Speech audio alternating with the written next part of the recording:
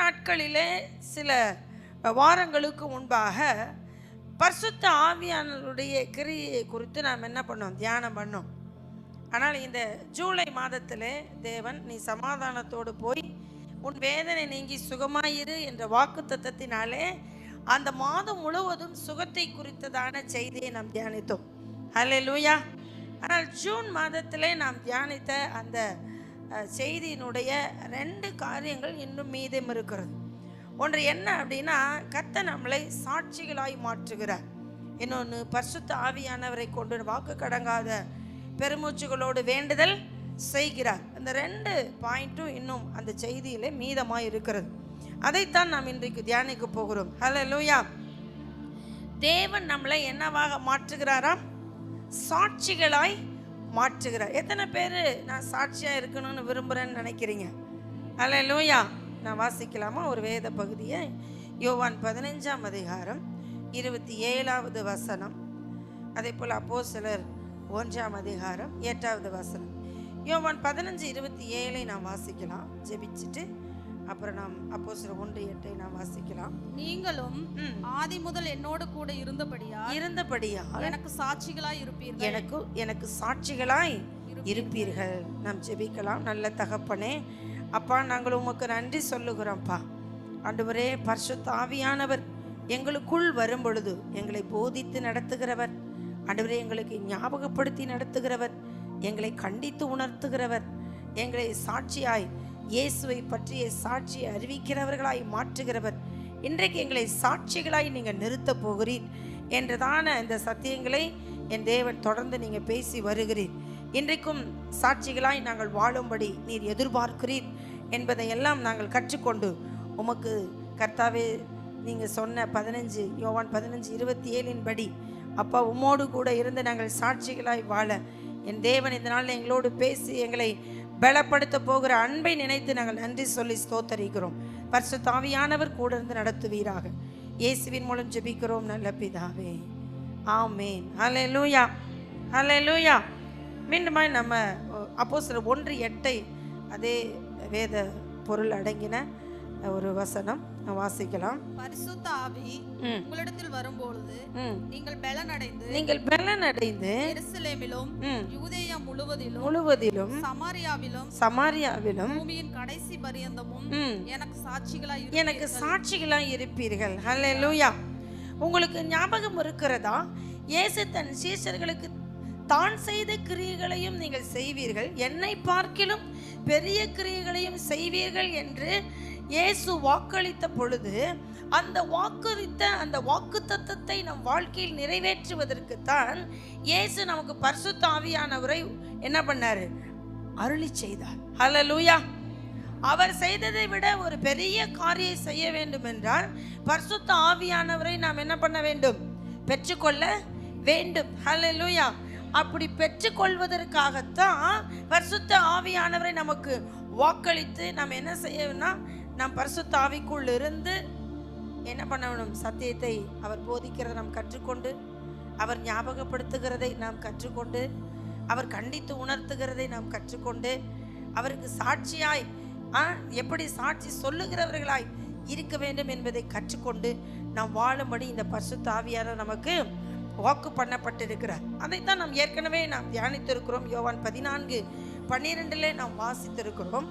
மெய்யாகவே நான் உங்களுக்கு சொல்லுகிறேன், நான் என் பிதாவினிடத்திற்கு போகிறபடியினால் என்னை விசுவாசிக்கிறவன் நான் செய்கிற கிரியைகளை தானும் செய்வான், இவைகளை பார்க்கிலும் பெரிய கிரியைகளையும் செய்வான். ஹல்லேலூயா.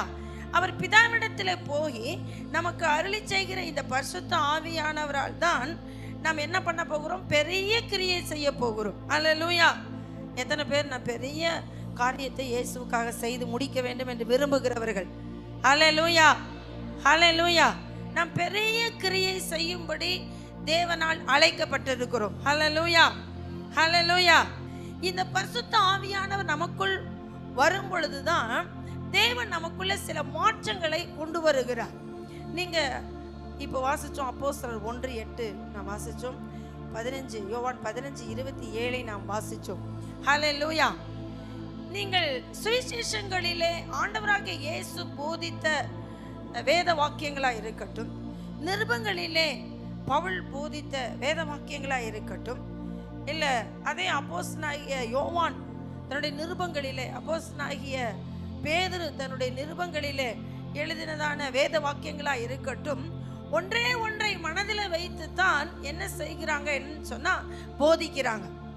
சபைக்குள்ள என்ன உருவாக வேண்டும் என்பதற்காக இந்த வேத வாக்கியங்கள் எல்லாம் போதிக்கப்படுகிறது என்பதை தான் இன்னைக்கு நான் உங்களுக்கு செய்தியாக கொண்டு வந்திருக்கிறேன். ஹல்லேலூயா, ஹல்லேலூயா.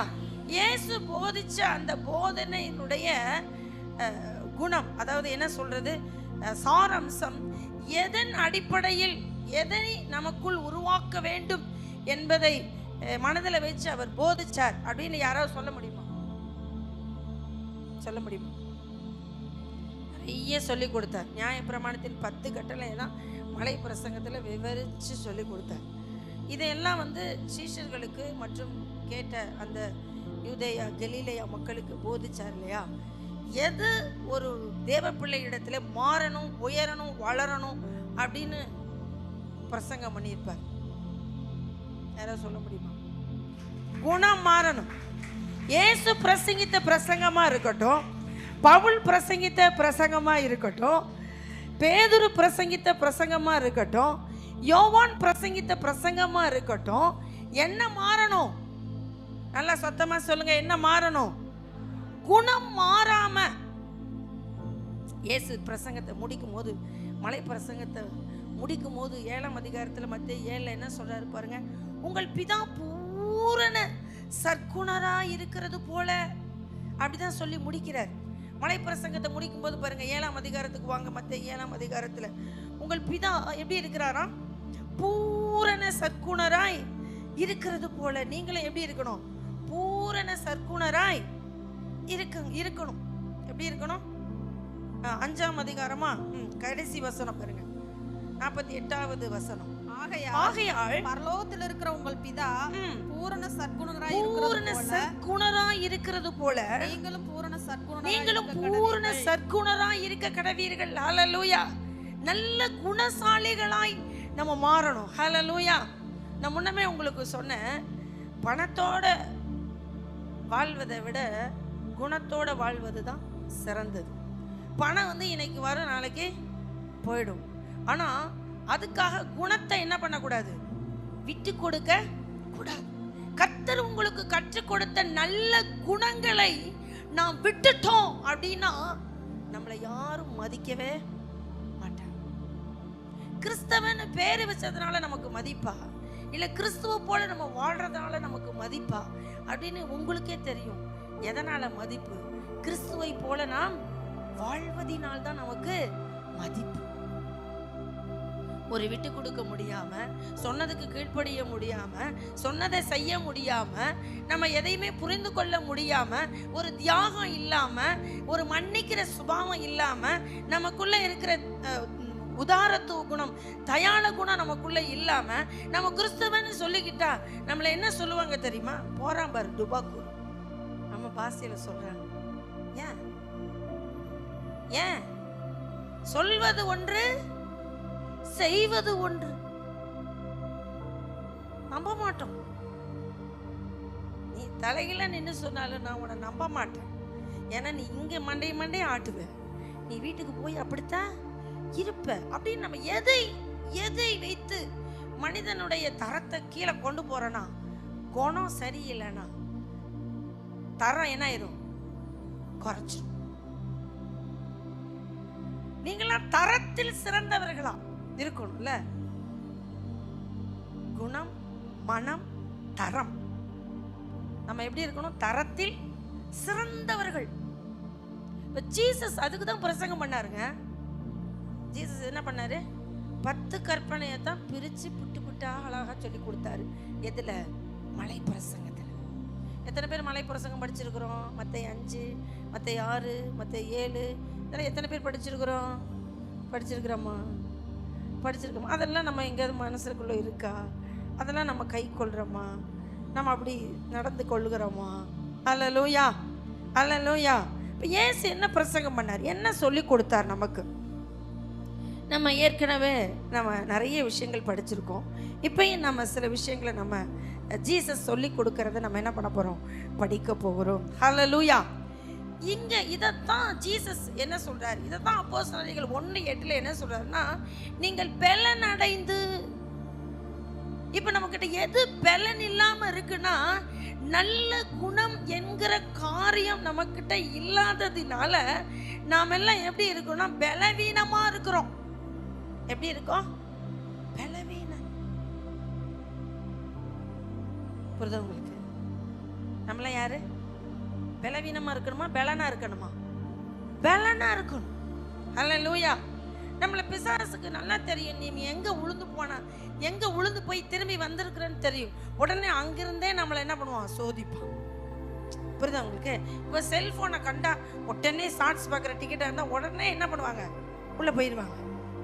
கேம்ஸ் விளையாடுற டிக்கெட்டாக இருந்தால் நீங்கள் செல்லில் கொடுத்த 2 செகண்டில் என்ன விளையாடுவாங்க, என்ன விளையாடுவாங்க, கேம் விளையாடுவாங்க. ஏன்? அவன் அங்கே மைனஸ்ங்கிறது பிசாசுக்கு நல்லா தெரியும். அப்போ நம்ம எதை வச்சு நம்மளை செக் பண்ணுறான் பிசாசு அப்படின்னா, நம்ம மைனஸை நம்ம முன்னாடி காமிச்சு இனி விழுந்து போறியா நேரா நிற்கிறியா அப்படிங்கிறத என்ன பண்ணுறான் பிசாசு, செக் பண்ணி பார்க்குறான். இதனால தான் ஜீசஸ் சொல்கிறாரு, எப்பா உன்னை பிசாசு செக் பண்ணும்போது நீ அதெல்லாம் செய்யாமல் இருந்தீன்னா எனக்கு யாரு, நீ சாட்சிகள். நீ யாரு? சாட்சிகள். அப்படி சாட்சியா நாம வாழ்ந்துட்டோம் அப்படின்னா நம்ம பேர் என்னவாயிரும், புகழ் பெற்று விளங்கிரும். இயேசுவோடு கூட இருந்தவங்கன்னு பேதுரு யோவானை பார்த்து ஏன் சொன்னாங்க, ஏன் சொன்னாங்க? இவர்கள் கல்லாதவர்களா இருந்தும் வேத எழுத்துக்களை இவர்கள் எப்படி போதிக்கிறார்கள். கல்லாதவனுக்குள்ள, படிப்பறிவு இல்லாதவனுக்குள்ள வேத வசனம் எப்படியா இப்படி சரணமா பேச முடிஞ்சிச்சு அப்படின்னு கேட்டா யாரோடு கூட இருந்தாங்க? சத்தமா சொல்லுங்க, இயேசுவோடு கூட இருந்தாங்க. அப்ப இயேசு அவருடைய திவ்ய சுபாவத்தை ஒவ்வொரு நாளும் வெளிப்படுத்தி கொண்டே இருந்தார். அவருடைய சுபாவத்தில் இருந்ததான அந்த அந்த நல்ல குணங்களை கூட இருந்த சீஷர்களுக்குள்ள என்ன பண்ணுச்சு, பற்றி பிடித்து கொண்டது. அல்லேலூயா. அவர் போதித்தார், போதித்தபடி வாழ்ந்து காட்டினார். அப்படியே கூட இருந்தவங்களுக்கும் அந்த நல்ல குணம் என்ன பண்ணிச்சு, பற்றி பிடித்து விட்டது. அல்லேலூயா. இப்படி இருந்தா இதுக்கு பேர் தான் என்னது, சாட்சிகள். சொல்லுங்க, சாட்சிகள். ஹல்லேலூயா, ஹல்லேலூயா. அப்ப ஜீசஸ் நமக்கு என்ன கற்றுக் கொடுக்கிறார் அப்படின்னு கேட்டா, ஜீசஸ் நமக்கு என்ன கற்றுக் கொடுக்கிறார் பாருங்க. இயேசு நமக்கு என்ன சொல்லி கொடுக்கிறார் பாருங்க. மத்தேயு 12ஆம் அதிகாரம் 33வது வசனம் பாருங்க. மரம் நல்லதென்றால் அதன் கனியும் நல்லதென்று சொல்லுங்கள். ஹல்லேலூயா. மரம் நல்லதென்றால் அதன் கனியும் நல்லதென்று சொல்லுங்கள். அடுத்து, மரம் கெட்டதென்றால் அதன் கனியும் கெட்டதென்று சொல்லுங்கள். மரமானது அதன் கனியினால் அறியப்படும். ஹல்லேலூயா.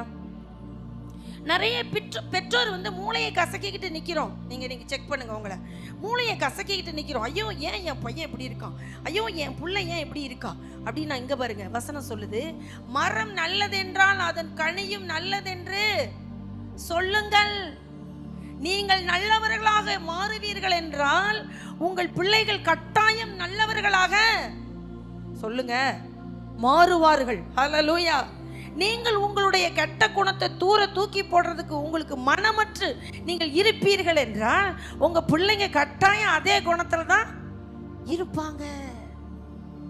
ஹல்லேலூயா, ஹல்லேலூயா. இதுக்கெல்லாம் பாஸ்டர் தலைமையில கை வச்சு ஜெபம் பண்ணி, என் பிள்ளைக்கு ஜெபம் பண்ணுங்க பாஸ்டர், எங்க பிள்ளைக்கு ஜெபம் பண்ணுங்க பாஸ்டர்மா அப்படின்னாலாம் எந்த குணமும் என்ன பண்ணாது, மாறாது. முதல்ல உங்களுக்கு தான் தலைமையில கை வச்சு ஜெபம் பண்ணணும். ஹல்லேலூயா. எது மாறணுங்கிறதுக்கு, குணம் மாறணுங்கிறதுக்கு. ஹல்லேலூயா, ஹல்லேலூயா. அதனால தான் ஜீசஸ் பெரியவங்களுக்கும் பிரசங்கம் பண்ணார், நடுத்தர வகுப்பினருக்கும் பிரசங்கம் பண்ணார், குழந்தைங்களுக்கும் பிரசங்கம் பண்ணார். ஹல்லேலூயா. பெரியவங்களே, நீங்கள் உங்கள் பிள்ளைகள் ஆசீர்வாதமாக இருக்குன்னா உங்கள் குணத்தை என்ன பண்ணுங்க, மாற்றிக்கொள்ளுங்க. இப்போ தான் திருமணம் முடிச்சு குழந்தைங்க சின்ன பிள்ளைங்க உங்களுக்கு இருக்காங்கன்னா, இளம் தம்பதிகளே உங்கள் குணத்தை நீங்கள் வேதத்தின்படி நல்ல குணத்தை வளர்த்து கொள்ளுங்கள். அல்லேலூயா, அல்லேலூயா. வாலிபர்களே, நீங்கள் நல்ல வாழ்க்கையை நீங்கள் எதிர்பார்க்க வேண்டும் என்றால் உங்களுக்குள் நல்ல குணத்தை நீங்கள் வளர்த்து கொள்ளுங்கள். ஹல்லேலூயா, ஹல்லேலூயா. நீங்க அப்படி வளர்த்து கொள்வீங்க அப்படின்னா நீங்க சிறப்பானவர்களாய், சாட்சி உள்ளவர்களாய் கர்த்தர் உங்களை என்ன பண்ணுவார்? மாற்றுவார். ஹல்லேலூயா. உங்களுக்கு தெரியுமா எத்தனை எத்தனை பேர் டபுள் டிகிரி முடிச்சுட்டு குப்பை அள்ளுறாங்கன்னு உங்களுக்கு தெரியுமா? தெரியுமா உங்களுக்கு? ஏன் ஏன் ஒரு திருட்டு வேலைக்கு போய் நான் திருடன்னு பேர் வாங்குறத விட ஒரு வேலையை செஞ்சு 10 ரூபா காசு வாங்குறத பெருமையா நினைக்கிறவன் தான் டிகிரி பண்ணியிருக்கேங்கிறத கூட என்ன பண்றது இல்ல, நினைக்கிறது இல்ல. எங்க போகிறோம்? குப்பையில போறோம். ஹல்லேலூயா. இவங்க எல்லாம் எதுக்காக இந்த வேலையை செய்யறாங்கன்னா தன் குணத்தை என்ன பண்ணுகிறார்கள்? காத்து கொள்ளுகிறார்கள். ஹல்லேலூயா, ஹல்லேலூயா. காத்து கொள்ளணும், குணம் காத்து கொள்ளணும். மரம் நல்லதென்றால் அதன் கனியும் நல்லதென்று சொல்லுங்கள். பெற்றோர்களே, மாற வேண்டிய குணம் பிள்ளைகளிடத்தில் இல்ல, உங்களிடத்தில் இருக்கிறது, என்னிடத்தில் இருக்கிறது. ஹல்லேலூயா. நாம் நம்மை மாற்றிக்கொள்ளாம நாம ஜெபம் பண்ணா நம்ம புள்ள என்ன பண்ணும்? நான் ஜெபம் பண்ணா என் புள்ள என்ன பண்ணும்? ஜெபம் பண்ணு. கரெக்ட். நான் டிவி பார்த்தா என் புள்ள என்ன பண்ணும்? நான் ஷார்ட்ஸ் பார்த்தா என் புள்ள என்ன பார்க்கும்?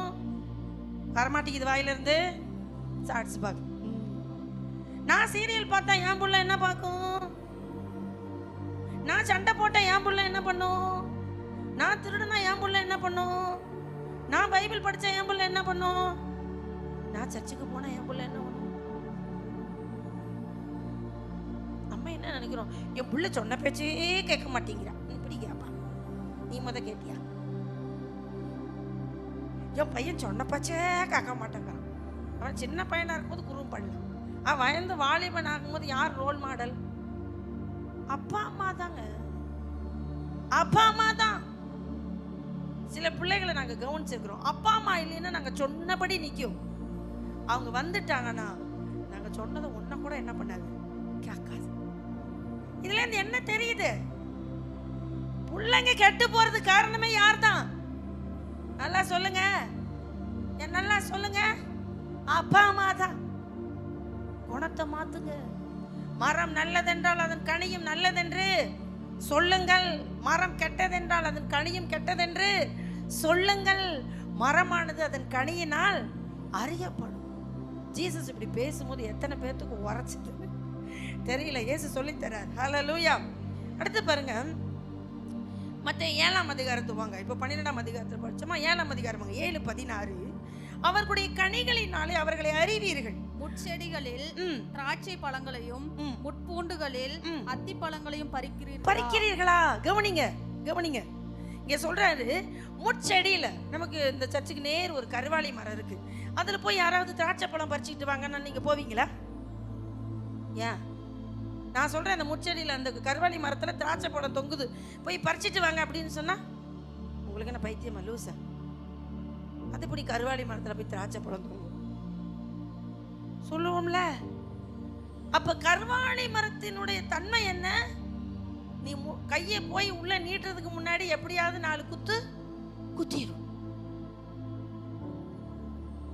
குத்து வாங்கிக்கிட்டு ஐயோ அப்படின்னு தொடச்சுக்கிட்டு தான் வரணும். அங்க போய் திராட்சை பழத்தை பறிக்க முடியுமா? அங்க வசனம் என்ன சொல்லுது? முட்செடிகளில் திராட்சை பழங்களையும் முட்பூண்டுகளில் அத்தி பழங்களையும் பறிக்கிறீர்களா? பறிக்க முடியுமா? நல்லா கவனிங்க. இன்றைக்கு நம்ம பிள்ளைங்க கெட்டு போய் கெட்ட சூழ்நிலை இருப்பதற்கு காரணம் நான் முன்னொரு காலத்துல அப்படி என்ன பண்ணோம்? கெட்டவர்களாக வாழ்ந்தோம். கவனிங்க, அப்படி கெட்டவர்களாக வாழ்ந்த அந்த வாழ்க்கையை நினைச்சு நாம என்ன செய்யலைன்னா மனஸ்தாபப்படல. இயேசுவை தெரிந்து உள்ள வந்துட்டோம். ஆண்டவரே, நான் இப்படி ஒரு முன்னொரு காலத்துல ஒரு துன்மார்க்கன், ஒரு பாவி, ஒரு பெரும் பாவி, இந்த குணம் எனக்கே வேண்டாம் அப்படின்னு நான் வெளியே வந்துட்டேன். ஆனா தயவு செய்து என்னகிட்ட இருந்த இந்த கெட்ட குணம் என் பிள்ளைக்கு மட்டும் தயவு செய்து என்ன பண்ணக்கூடாது, வரவே கூடாதுப்பா அப்படின்னு யார் மன்றாடி இருக்கிறீங்களோ அவங்க பிள்ளைங்க சால சிறந்தவங்களா இருப்பாங்க. அல்லேலூயா. அப்படி நம்ம மன்றாடாம இருந்திருந்தா, நம்ம கெட்ட குணத்தை நினைச்சு நம்ம ஒரு நாளும் மனஸ்தாபப்படாம இருந்தா, சேம் நம்ம டிட்டோ குணம் அப்படியே என்ன பண்ணிடும், பிள்ளைக்கு போயிடும். ஹல்லேலூயா, ஹல்லேலூயா. ஆனா நான் உங்களுக்கு இந்த காலை வேளையில சொல்லிக் கொடுறது என்னன்னா, ஏசு அதை தான் சொல்லிக் கொடுத்தார். தயவு செய்து அந்த பழைய பாவத்துக்கு நீங்க என்ன பண்ணுங்க, வெளியேற்றிட்டு மனஸ்தாபப்பட்டு மனம் திரும்புங்க.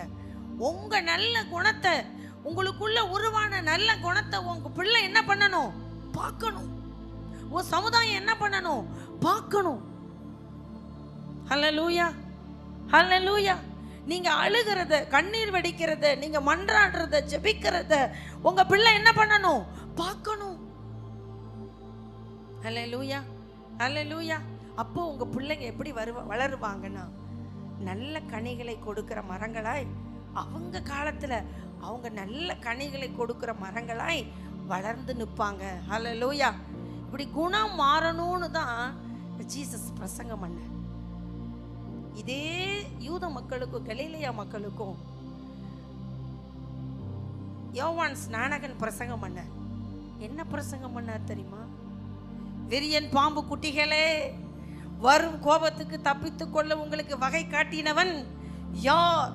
அப்ப அவங்கள பார்த்து என்ன சொன்னாரு? விரியன் பாம்பு குட்டிகளே அப்படின்னாரு. ஏன் அவ்வளவு விஷம் எங்க இருக்குது?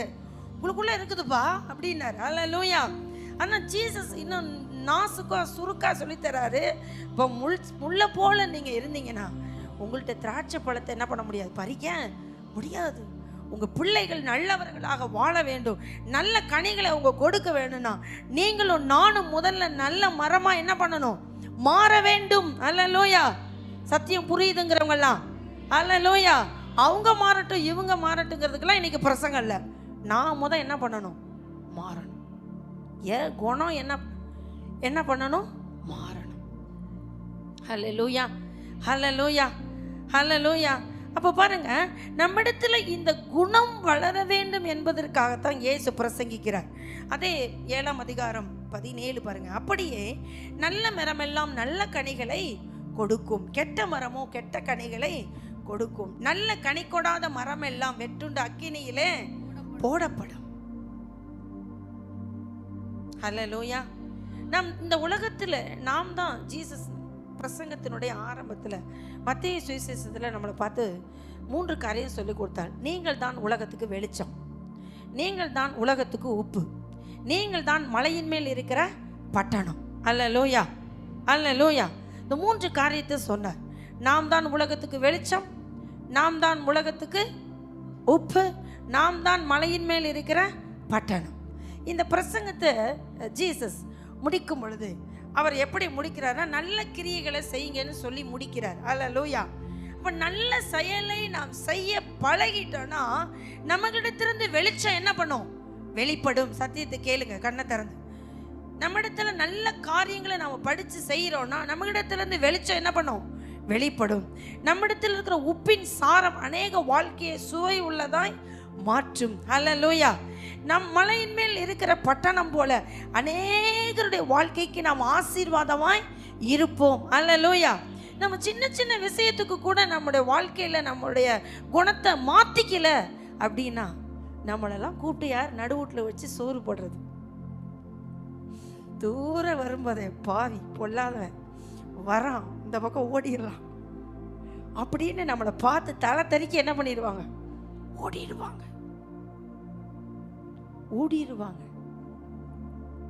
சில நம்மளை பார்த்தாவே ஓடுறாங்க, அது வேற கணக்கு. இந்த அம்மா சர்ச்சுக்கு வர வரேன் ஏன் வரலன்னு கேட்குது, அப்புறம் பழைய பாவத்தெல்லாம் விட்டுடுன்னு சொல்லுது, அதை விட்டுடு இதை விட்டுடுன்னு சொல்லுது, வெத்தலை பாக்கு போடாதேன்னு சொல்லுது, தூங்காதேன்னு சொல்லுது, ஜெபம் பண்ணுன்னு சொல்லுது, உபவாசம் இருன்னு சொல்லுது. இதெல்லாம் நமக்கு ஒத்து வராது அப்படின்னு நம்மளை பார்த்தாலே தலை தெறிக்க ஓடுறாங்க. அப்படி ஓடக்கூடாது. அந்த மாதிரி செய்கிறதும் தப்பு தான். அல்லேலூயா. நம்மளை பார்த்தா இவங்களோட கொஞ்ச நேரம் பேசினா நல்லா இருக்கும். நம்ம வீட்டுக்கு வந்திருக்கிறாங்க, நம்ம ஊருக்கு இவங்க வந்திருக்காங்க, நம்ம பட்டணத்துக்கு இவங்க வந்திருக்கிறாங்க, அது ஒரு ஆசீர்வாதம், அது பிளஸ்ஸிங். இவங்க வந்து போகிறதே நமக்கு ஒரு பெரிய நல்ல காரியம் அப்படின்னு நினைக்கிற அளவுக்கு நம்ம குணம் எப்படி இருக்கணும்? அழகா இருக்கணும். ஹல்லேலூயா, ஹல்லேலூயா. இன்னைக்கு நான் உங்களுக்கு ஒரு ரகசியம் சொல்லித்தரேன் பாருங்க. உங்க பிள்ளைகளை குறித்து நீங்க சும்மா கவலைப்படாம உங்க குணத்தை நீங்க கொஞ்சம் மாத்திக்கிட்டீங்கன்னா உங்க பிள்ளைங்க தானாவே என்ன பண்ணிடுவாங்க? மாறிடுவாங்க. எங்க மேனி 5வது படிக்கும் போது டிட்டோ நான் எப்படி +2 முடிச்சுட்டு எங்கள் அம்மாட்ட பேசினானோ அப்படியே பேசினான். எத்தனாவது படிக்கும் போது? 5வது படிக்கும் போது. நான் +2 முடிச்சுட்டு எங்கள் அம்மா இங்கே தான் உட்காந்துருக்காங்க. +2 முடிச்சுட்டு எங்கள் அம்மா கிட்ட நான் எப்படி ரூடாக ரஃபாக பேசினனோ அப்படி எங்கள் மேனி 5வது படிக்கும் போதே என்னை பார்த்து பேசினான். அப்போ ஆண்டவர் உணர்த்தினாரு, நீ அப்போ பேசினத உன் பையன் என்ன பண்ணுறான் இப்போ பேசுகிறான் பார்த்தியா? ஏன் பேசுகிறான்னு உனக்கு தெரியுமா அப்படின்னாரு. தெரியலையா ஆண்டவரே, அந்த பாவம் இன்னும் மன்னிக்கப்படலை. நீ என்ன பண்ணு? அறிக்கையிடு, மனஸ்தாபப்படு, மன்னிப்பு கேளு, மனம் திரும்பு, நீ திருந்து. அப்போதான் உன் பையன் என்ன பண்ணுவான்? திருந்துவான். அப்போ நான் என்ன பண்ணேன்னா அறிக்கையிட்டு மனஸ்தாபப்பட்டு தேவனோடு என்னான ஒப்புரவான. ஹல்லேலூயா. அப்படி ஒப்புரவானதுனால தான் எங்க மேனிக்குள்ள மாற்றங்கள் என்ன பண்ணுச்சு? வந்துச்சு. அதனால இன்னைக்கு உங்க பிள்ளைகள் வாழ்க்கையில நல்ல காரியங்கள், நல்ல கனிகள், நல்ல குணங்கள் உண்டாக வேணும் என்றால் பெற்றோர்களாகி இருக்கிற நீங்களும் நானும் நம்ம என்ன பண்ணணும்னா இயேசு சொல்லுகிற நற்கிரிகளை, நல்ல குணங்களை நாம் முதல்ல இந்த உலகத்துக்கு செய்து காண்பிக்கணும். ஹல்லேலூயா. குணம் மாறணும் தான் இயேசு பிரசங்கம் பண்ணார். ஹல்லேலூயா. அப்போ இந்த குணம் நமக்குள்ள மாற வேண்டும் என்று இயேசு எதிர்பார்த்ததை நாம் என்ன பண்ணணும்? செய்து முடிக்கணும். அடுத்து பாருங்க, அடுத்து அப்போஸ்தலனாகிய பேதுரு சொல்கிறார். நான் ஒன்றும் உங்களுக்கு செய்திக்கே போகல. அடுத்து யோவான் சொல்லுவார். இதெல்லாம் படிச்சுட்டு தான் உங்களுக்கு செய்திக்கே போப்பார். அப்போஸ்தலனாகிய பேதுரு சொல்கிறார். என்ன சொல்கிறார் அப்படின்னு சொன்னா நாம வாசிக்கலாமா? 2 பேதுரு 1ஆம் அதிகாரத்துக்குள்ள போலாம். 4வது வசனம். 2 உலகத்தில் உண்டான கேட்டுக்கு தப்பி திவ்ய சுவாபத்துக்கு பங்குள்ளவர்கள் ஆகும் பொருட்டு மகா மேன்மையும் அருமையுமான வாக்குத்தத்தங்களுக்கு அவைகளினாலே நமக்கு அளிக்கப்பட்டிருக்கிறது. இப்படி இருக்க நீங்கள் அதிக ஜாக்கிரதை உள்ளவர்களாய் உங்கள் விசுவாசத்தோட தைரியத்தோட ஞானத்தையும் ஞானத்தோட இச்சை அடக்கத்தோட பொறுமையோட தேவ பக்தியோட சகோதர சிநேகத்தோட அன்பையும் கூட்டி வழங்குங்கள். இவைகள் உங்களுக்கு உண்டாயிருந்து பெருகினால் உங்களை நம்முடைய கர்த்தராகிய இயேசு கிறிஸ்துவை அறிகிற அறிவினாலே வீணரும் கனியற்றவர்களுமாய் இருக்க. இவைகள் இல்லாதவன் எவனோ முன் செய்த பாவங்கள் அற தான் சுத்திகரிக்கப்பட்டதை மறந்து கண் சொருகி போன குருடனாய் இருக்கிறான். ஹல்லேலூயா. இந்த வசனத்தை நாம அப்படியே ஒவ்வொரு வாக்கியமா வாசிக்கலாம் பாருங்க. இச்சையினால் உலகத்தில் உண்டான கேட்டுக்கு தப்பி திவ்ய சுபாவம் உள்ளவர்கள் ஆகும்படி. எப்படி? திவ்ய சுபாவத்துக்கு பங்குள்ளவர்களாய், சுபாவம் உள்ளவர்கள் ஆகும் பொருட்டு நம்மளை என்ன செய்கிறாராம்? மகா மேன்மையான அருமையான வாக்குத்தத்தங்களும் அவைகளினாலே அளிக்கப்படுகிறது. அதனால இப்படி இருக்க நீங்கள் அதிக ஜாக்கிரதாய் உங்கள் விசுவாசத்தோட தைரியத்தை. விசுவாசம் என்பது என்ன காரியம்? ஆவியின் கனிகள். விசுவாசம் என்பது ஆவியின் கனிகள். இந்த ஆவியின் கனியாகிய இந்த விசுவாசம், அடுத்தவர் என்ன சொல்லுகிறார்? தைரியம், அடுத்து ஞானம், அடுத்து என்னது? இச்சையடக்கம், அடுத்து பொறுமை, அடுத்து தேவ பக்தி, தேவ பக்தியோட சகோதர சிநேகம், சகோதர சிநேகத்தோட அன்பு. ஹல்லேலூயா. அன்பு. ஹல்லேலூயா. அப்ப பாருங்க, அப்போஸ்தலனாகிய பேதுரு இத சொல்றார். அப்போஸ்தலனாகிய இந்த பேதுரு ஆரம்பத்துல இந்த சுபாவம் எல்லாம் அவருக்குள்ள வரல, கொஞ்சம் கஷ்டமா தான் இருந்துச்சு. ஹல்லேலூயா. ஆனால் அப்போஸ்தலனாகிய பவுல் மரிக்கும் பொழுது இந்த சுபாவம் எல்லாம் அப்போஸ்தலனாகிய பேதுருக்குள்ள என்ன பண்ணுச்சு? வந்து விட்டது. ஹல்லேலூயா, ஹல்லேலூயா. அப்ப பாருங்க, இந்த குணம், என்ன குணம்? என்ன குணம்? இச்சையடக்கம். அப்புறம் இச்சையடத்துக்கு அடுத்து என்னது? இல்ல, விசுவாசம், அடுத்து தைரியம், அடுத்து ஞானம், அடுத்து பொறுமை, அடுத்து தேவ பக்தி, அடுத்து சகோதர சிநேகம், அடுத்து என்னது? அன்பு. அல்லேலூயா, அல்லேலூயா. இதெல்லாம் நமக்குள்ள உண்டாகி பெருகினா என்ன நடக்கும் அப்படின்னு வசனம் சொல்லுகிறது. 8வது வசனத்தினுடைய கடைசி லைன் பாருங்க. இயேசு கிறிஸ்துவை அறிகிற அறிவினாலே வீணரும் கனி அற்றவர்களுமா இருக்க ஒட்டாது. கனி இல்லாம உங்கள்கிட்ட போகவே போகாது. நிச்சயமா ஏதோ ஒரு கனியை உங்கள்கிட்ட இருந்து என்ன பண்ணலாம்? பறிக்கலாம். ஏதோ ஒரு குணம் உங்கள்கிட்ட இருந்து என்ன பண்ணும்? வெளிப்படும். ஹல்லேலூயா, ஹல்லேலூயா.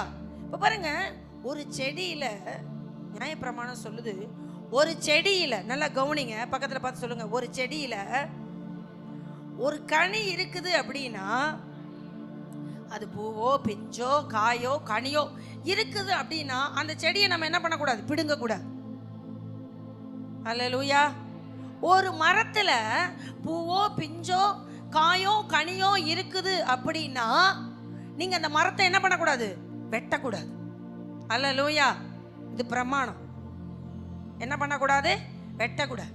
அப்ப தேவன் நம் வாழ்க்கையை நியாய தீர்ப்புக்கு நேராய் தள்ளி அழிக்காம இருக்கணும் அப்படின்னா நம்மகிட்ட என்ன காரியம் நிறைஞ்சிருக்கணும்?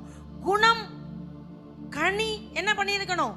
நிறைஞ்சிருக்கணும். அல்லேலூயா, அல்லேலூயா. அதை தான் இங்க பேதுரு சொல்லித் தராரு. அப்பா, உன் வாழ்க்கையில இச்சை அடக்கம், அடுத்து என்னது? இச்சை அடக்கம், விசுவாசம், தைரியம், ஞானம், தேவபக்தி, சகோதர பொறுமை, தேவபக்தி, சகோதர சிநேகம், அன்பு, இதெல்லாம் இருந்துச்சுன்னா உன் வாழ்க்கையில கனி எப்படி இருக்கும்? நிறைஞ்சு இருக்கும். கனி இருக்கக்கூடிய உங்க வாழ்க்கைய தேவன் மேலும் ஆசீர்வதிப்பாரே அல்லாமல் உங்க வாழ்க்கையை அழிப்பதற்கு சாத்தானுக்கு உங்களை ஒப்பு கொடுக்க மாட்டார். அல்லேலூயா, அல்லேலூயா. அப்ப நமக்குள்ள என்ன வளரணும் அப்படின்னா, என்ன வளரணும்? என்ன வளரணும்? கனிகள் வளர வேண்டும். அல்லேலூயா. நிறைய வீடுகள்ல பிள்ளைகளுக்கு கனிகளை கற்றுக் கொடுக்கறதே இல்லை. அவன் அடிச்சிட்டானா நீ அடி திருப்பி. அவன் உன்னை ஏமாத்துறானா நீ என்ன பண்ணு? திருப்பி ஏமாத்து. என்ன பண்ணு? ஏமாத்து. அவங்க பொய் சொன்னாங்களா, நீ திருப்பி என்ன பண்ணு? ஒரு பொய்ய சொல்லு.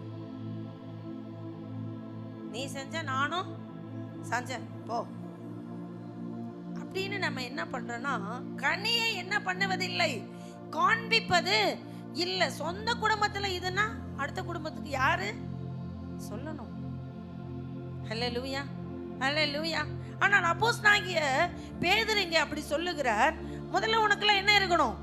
இச்சை அடக்கம், அடுத்து விசுவாசம், அடுத்து தைரியம், அடுத்து ஞானம், அடுத்து பொறுமை, அடுத்து தேவபக்தி, அடுத்து சகோதர சிநேகம், அடுத்து அன்பு இருக்கா? ஹல்லேலூயா. தைரியம் இல்ல, அடுத்து ஞானம் இல்ல, ஞானமா நடந்துக்க தெரியறது இல்ல. அடுத்து பாருங்க, இச்சை அடக்கம். இச்சை அடக்கம் இல்ல. அதான் இப்ப நம்ம சொன்ன பாருங்க, செல்போன் கிடைச்சிச்சுன்னா உடனே போயிடுவோம்ல, அப்படியே நாங்க போயிடுவாங்க. ஒரு ஃபோன் வேகமா என்ன தெரியும், கம்ப்யூட்டர்லாம் அந்த பக்கம் நிற்கணுங்க, டைப்பிங் மிஸ்ன்னு மாதிரி மோசங்க. கை அப்படி அங்கே பார்த்துட்டு பேசிகிட்டே இருக்குங்க, டைப் பண்ணி மெசேஜ் அனுப்பிடுவோம். சென்ட் டு த மெசேஜ் அப்படின்னு அனுப்பிடுவாங்க. செம்ம ஆளுங்க நம்ம ஆளுங்க. என்னது ஞானம்? கர்த்தருடைய காரியத்தில் கேட்டு பாருங்க, அண்ணா இருக்க ஒண்ணுமே இருக்க இப்படிலாம் இருக்கக்கூடாது. ஞானம் இருக்கணும். அடுத்து என்ன சொல்றாரு? பொறுமை இருக்கணும். அடுத்து என்ன சொல்றாரு? தேவபக்தி. தேவபக்தி இருக்கா? தேவபக்தி. அடுத்து சகோதர சிநேகம். இங்கதான் ரொம்ப இடிக்குது. வீட்டுக்குள்ள சண்டையே என்ன பண்றதில்ல, ஓயறதில்ல, ஓயறதில்ல. உன் சகோதரன் உனக்கு துரோகம் பண்றான்னா விட்டு விலகி வந்துரு. சண்டை போட்டு என்ன பண்ண போறோம்? விலகி வந்துரு. ஆபிரகாம் மாதிரி சொல்லு, நீ கிழக்க போனா மேற்க போறேன், நீ வடக்க போனா நான் தெக்க போறேன் அப்படின்னு வந்துடணும். அல்லேலூயா, அல்லேலூயா. இதெல்லாம் உண்டாகி நமக்குள்ளே பெருகினால், வசனம் சொல்லுகிறது, இதெல்லாம் உண்டாகி நமக்குள்ளே பெருகினால் உங்களை நம்முடைய கர்த்தராகிய இயேசு கிறிஸ்துவை அறிகிற அறிவிலே வீணரும் கனியற்றவர்களுமாய் இருக்க ஒட்டாது. இவைகள் இல்லாதவன் எவனோ, என்ன இல்லாதவன், கனி இல்லாதவன், குணம் இல்லாதவன் எவனோ அவன் தான் முன் செய்த பாவங்கள் அற தான் சுத்திகரிக்கப்பட்டதை மறந்து கண் சொருகி போன குருடனாயிருக்கிறான். கனி இல்லைன்னா நீ யாரு? ஆவிக்குரிய குருடன். உங்கள்கிட்ட நல்ல குணம் இல்ல, நல்ல குணத்தை நீங்க வளர்த்துக்கல அப்படின்னா நீங்க யாரு? ஆவிக்குரிய. சத்தமா சொல்லுங்க, ஆவிக்குரிய. நீங்க குருடனா இல்ல பார்வை உள்ளவங்களா? சத்தமா சொல்லுங்க, நீங்க குருடரா? பக்கத்துல பார்த்து கேளுங்க, அப்பதான் நீங்க நல்லா கேட்பீங்க. குருடனா? யாண்டா டேய், நம்ம 2 பேர்த்தையும் இங்கே உட்கார வச்சிருக்கிறாங்க, இங்கே 2 பேர் பேசிக்கிறாங்க, நம்ம 2 பேருமே குருடன் தாண்டா, ஆனால் பக்கத்தில் உட்கார வச்சு இப்படி கேள்வி கேட்க சொல்கிறாங்க அப்படின்னு ஒருத்தர் பேசிக்கிறாங்க. பக்கத்தில் பார்த்து கேளுங்க, நீங்கள் குருடரா இல்லை கண்ணு தெரியுதா? நீங்கள் கண்ணு தெரியுதுன்னா உங்களுக்குள்ள என்ன இருக்கணும்? குணம் இருக்கணும். உங்களுக்குள்ள என்ன இருக்கணும்? குணம் இருக்கணும். தங்கத்தை உரசுனா கூட உரையாத மாதிரி நம்ம எப்படி இருக்கணும்? குணம் உள்ளவங்களா இருக்கணும். குணம் இல்லைன்னா நமக்கு அதுக்கப்புறம் என்ன இல்லை? மரியாதையே இல்லை, மரியாதை இல்லை. ஹல்லேலூயா, ஹல்லேலூயா. இதை அப்போஸ்தலனாகிய பேதுரு சொல்றார். அடுத்து அப்போஸ்தலனாகிய யோவான் என்ன சொல்றார்? 1 யோவான் 3:16 பாருங்க. அவர் தம்முடைய ஜீவனை நமக்காக கொடுத்ததினாலே அன்பு என்னதென்று அறிந்திருக்கிறோம். நாமும் சகோதரருக்காக ஜீவனை கொடுக்க கடனாளிகளாய் இருக்கிறோம். ஹல்லேலூயா. அப்போஸ்தலனாகிய யோவான் சொல்லுகிறார், நமக்கு என்ன உண்டாய் இருக்கணும் அப்படின்னா, அன்பு இன்னதென்று அறிந்து கொள்ளும்படி நமக்காக ஜீவனை கொடுத்த நம்முடைய இயேசுவை நாம் அறிந்திருக்கணும். என்னன்னு அறிந்திருக்கணும்? கீழே பாருங்க. ஒருவன் இவ்வளவு ஆசை உடையவனாய் இருந்து தன் சகோதரனுக்கு குறைச்சல் உண்டென்று கண்டு தன் இருதயத்தை அவனுக்கு அடைத்து கொண்டாள், அவனுக்குள் தேவ அன்பு நிலைத்திருப்பது எப்படி? என் பிள்ளைகளே, வசனத்தினாலும் நாவினாலும் அல்ல, கிரியையினாலும் உண்மையினாலும் அன்பு கூற கடவோம். ஹல்லேலூயா, ஹல்லேலூயா. வீட்டில் போய் பாருங்க, சகோதர சிநேகம், சண்டை நடக்கும் பாருங்க. எங்கள் வீட்டில் அப்படிலாம் சண்டையே இல்லைப்பா அப்படின்னு சொல்கிறவங்க கை உயர்த்துங்க பார்க்கலாம். எங்கள் வீட்டில் சகோதர சண்டையே இல்லை. எங்கள் அக்கா தங்கச்சி எங்கள் அண்ணன் தம்பியில சண்டை போட்டுக்கிறது இல்லை. எங்கள் பிள்ளைங்க 3 பேர் ரொம்ப ஒத்துமையாக இருக்காங்க, 2 பேர் ரொம்ப ஒத்துமையாக இருக்காங்க அப்படின்னு சொல்கிறவங்க இருக்கீங்களா? பசங்க சொல்கிறாங்க, நீ எப்போ பார்த்தாலும் அவனுக்கு தான் சப்போர்ட் பண்ணுற. அங்கேயே கோஷ்டி 2ஆ பிரிஞ்சிருச்சு. இருக்கிற 4 பேரில் டீம் பிரிஞ்சிருச்சு. எப்போ பார்த்தாலும் அவளுக்கு தான் சப்போர்ட் பண்ணுவேன், எனக்கா சப்போர்ட் பண்ணுவேன். நம்ம சொல்லுவோம், உண்மை எங்கே இருக்குதோ, சரி எதுவோ அதை தான் என்ன பண்ண முடியும், சொல்ல முடியும். அப்படின்னு அதுக்கு ஒரு லிஸ்ட்டு அவங்க சொல்லுவாங்க. அப்போல்லாம் எங்கே போச்சு அந்த சரி அப்படின்னு அப்படி திருப்பி மடக்கிட்டு. நம்மளை எப்படியுமே மடக்கக்கூடாது. பிள்ளைங்க எந்த விதத்துலையும் நம்மளை என்ன பண்ணக்கூடாது, மடக்கக்கூடாது. கரெக்டாக இருக்கணும், கரெக்டாக இருக்கணும். அல்லேலூயா, அல்லேலூயா. இங்கே சொல்கிறாரு, என்னன்னு சொல்லி சொல்கிறாரு பாருங்க. அப்போஸ்தலனாகிய யோவான் மேலே என்ன சொல்கிறாரு பாருங்க. இதனாலே நாம் சத்தியத்துக்குரியவர்கள் என்று அறிந்து நம்முடைய இருதயத்தை அவருக்கு முன்பாக நிச்சயப்படுத்தி கொள்ளலாம். நமக்குள்ள சத்தியம் இருக்கிறது என்பதை நம்முடைய இருதயத்தில் இருந்த இந்த குணத்தை இயேசுவுக்கு முன்பாக நாம் காண்பிக்க வேண்டும். ஹல்லேலூயா. இயேசுவுக்கு முன்பாக நம்முடைய இருதயம் இப்படி சுத்தமாக இருக்கிறதை நாம் உலகத்துக்கு என்ன பண்ணணும், காண்பிக்க வேண்டும். அல்லேலூயா. நிச்சயப்படுத்தி கொள்ளலாம். 20வது வசனம், நம்முடைய இருதயமே நம்மை குற்றவாளிகள் என்று தீர்க்குமானால் தேவன் நம்முடைய இருதயத்திலும் பெரியவராயிருந்து சகலத்தையும் அறிந்திருக்கிறார். அல்லேலூயா. நம்ம இருதயமே நம்மளை என்ன பண்ணக்கூடாது, குற்றப்படுத்த கூடாது. நம்முடைய இருதயமே நம்மளை குற்றப்படுத்தும் அப்படின்னு சொன்னா நாம் யாரு? குற்றவாளிகள். நாம் யாரு? குற்றவாளிகள். நம்ம இருதயத்தை பார்த்து அப்படி சொல்லுமா? இருதயமே, உன்கிட்ட ஒரு குற்றம் கூட இல்லையா? நீ செஞ்ச குற்றம் உனக்கு தெரியுமா தெரியாதா? கண்ணை மூடுங்க எல்லாரும், அப்படியே சொல்லுங்க. இருதயமே, உன் குற்றம் உனக்கு தெரியுமா தெரியாதா? உன் இருதயம் உன்னை குற்றவாளின்னு திக்குதா, நீதிமான்னு திக்குதா? நீ குற்றவாளின்னு உன் இருதயம் தீக்காம இருந்தா நீ தான் நீதிமான். நீ நல்ல குணத்தை காத்துக்கிறதுக்காக ஒருவேளை நீ அவமானப்பட்டிருப்ப, நிந்திக்கப்பட்டிருப்ப, புறக்கணிக்கப்பட்டிருப்ப அப்படின்னா நீ பாக்கியவான், நீ பாக்கியவதி. நான் அதெல்லாம் விட்டுட்டு சண்டை போட்டேன் அப்படின்னா நீங்கள் மனம் திரும்பணும். ஆண்டவர்கிட்ட பார்த்து சொல்லுங்கள், ஆண்டவரே நான் ஒரு குற்றவாளி, எனக்கு சுத்த இருதயத்தையும் நல்ல மனசாட்சியையும் நீங்கள் தாங்கப்பா. சொல்லுங்கள், சுத்த இருதயத்தையும் நல்ல மனசாட்சியை எங்களுக்கு தாங்கப்பா. தாங்க ஆண்டவரே, தாங்க ஆண்டவரே. ஆமேன். 21வது வசனம் பாருங்க. பிரியமானவர்களே, நம்முடைய இருதயம் நம்மை குற்றவாளிகள் என்று தீர்க்காதிருந்தால் நாம் தேவனிடத்தில் தைரியம் கொண்டிருந்து அவருடைய கற்பனைகளை நாம் கைக்கொண்டு அவருக்கு முன்பாக பிரியமானவைகளை செய்கிறபடியினால் நாம் வேண்டிக் கொள்ளுகிறது எதுவோ அதை அவராலே பெற்றுக்கொள்கிறோம். ஆமே, நாம் அவராலே பெற்றுக்கொள்கிறோம். ஹல்லேலூயா. என்ன சொல்றாரு? நம் மனசாட்சி நம்மளை குற்றப்படுத்தாதபடி நம்முடைய குணத்தை நம்ம காத்து கொண்டா நாம் தேவனிடத்தில் தைரியம் போய் என்ன பண்ணலாம்? ஜெபம் பண்ணலாம். நாம் வேண்டிக் கொண்டதை நம்முடைய தகப்பன் என்ன பண்ணுவார்? நமக்கு தருவாரு. ஹல்லேலூயா, ஹல்லேலூயா. ஆனா நம்ம இருதயம் நம்ம ஆண்டவர்கிட்ட போறதுக்கு எவ்வளவு குற்றமுள்ளதா இருக்குது அது அவங்கவுங்க இருதயத்துக்கு தான் தெரியும். இருதயத்தின் கசப்பு யாருக்கு தெரியும்? இருதயத்துக்கு தெரியும். இன்னைக்கு போய் பிதாவிடத்துல நம்மளை போய் நிற்க சொன்னா நம்ம நின்றுவோமா? நிற்க முடியுமா? ஆண்டவரை போய் கொஞ்சம் பார்த்துட்டு வா. இப்போ ஸ்கூலில் நம்ம பிரச்சனை, நமக்கு ஒரு பிரச்சனை அப்படின்னா உடனே என்ன பண்ணுவோம்? அனிதா? உடனே என்ன பண்ணுவோம்? ஸ்கூல் போன உடனே பயந்துக்கிட்டு போவோம். கிளாஸ் டீச்சர் கூப்பிடுவாங்கன்னு தெரியாது, ஹெச்எம் கூப்பிடுவாங்கன்னு தெரியாது. நம்ம உள்ளே போய் கிளாஸ் ரூம் போனோடனே பியூன் வந்தார், கிளர்க் வந்தார், உன்னை ஹெச்எம் ரூம் கூப்பிட்டுருக்குறாங்க அப்படின்னு சொன்னாங்கன்னு வைங்க. உங்களை ஹெச்எம் ரூமுக்கு கூப்பிட்டுருக்குறாங்க அப்படின்னா நீங்கள் அப்படி தைரியமாக கையை வீசிக்கிட்டு வீர நட போட்டு மிலிட்ரி மாதிரி போய் நிற்பீங்களா? எப்படி போவீங்க? பயந்து பயந்து போவீங்க. அதைத்தான் இங்க யோவான் சொல்றாரு, நீ பயந்து பயந்து இயேசு கிட்ட போக வேண்டிய அவசியம் இல்லை.